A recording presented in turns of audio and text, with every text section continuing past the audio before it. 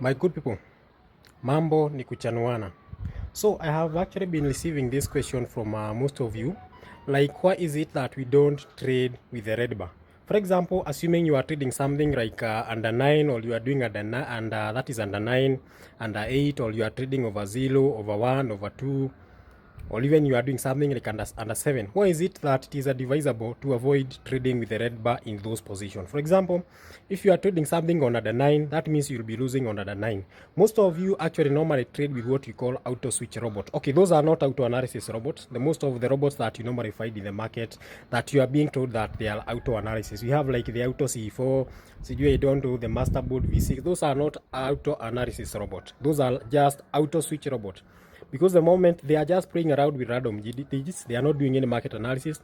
The moment that robot loses on under 9, it switches to under 5 or under 4. So that is a random auto switch robot, not an auto analysis. It's just playing around with digits. So I just needed to explain to you like what you need to do, and like the reason as to why we don't trade. It is advisable not to trade. For those who use those robots and normally trade with them, and they are profitable, or they normally do a market analysis for them, they can really advise you not to trade with the red bar in the position of, for example, in case you are trading something like under 9 or you are trading under 8.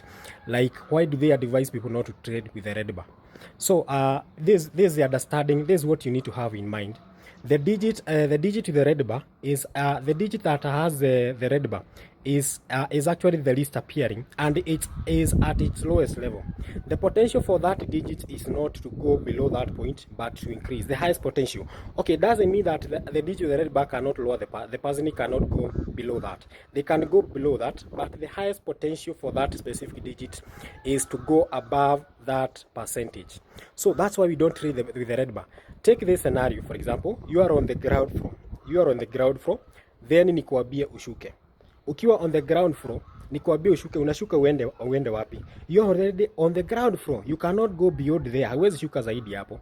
But when you are on the ground floor, you have the potential to go to the first floor, second floor, third floor, fifth floor. So you have the potential ya kupanda, lakini sio ya kushuka. The same thing applies to the digit with the red bar. It's already at the lowest level. It can actually lower, the person can actually decline a bit, but with a very small margin. The biggest potential ya hiyo digit ni kupanda.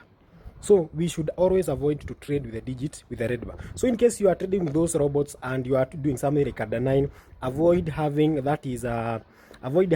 red bar on digit 9, because it will actually be the tick will keep going to digit 9, and that will keep giving you losses. And you know, the more losses you get, and the robot keeps switching on under 5. In case the digits that are below under 5, you have not analyzed market using under 5 strategy, it would be very hard to recover, and by the end of the day utapata umeblow account yako.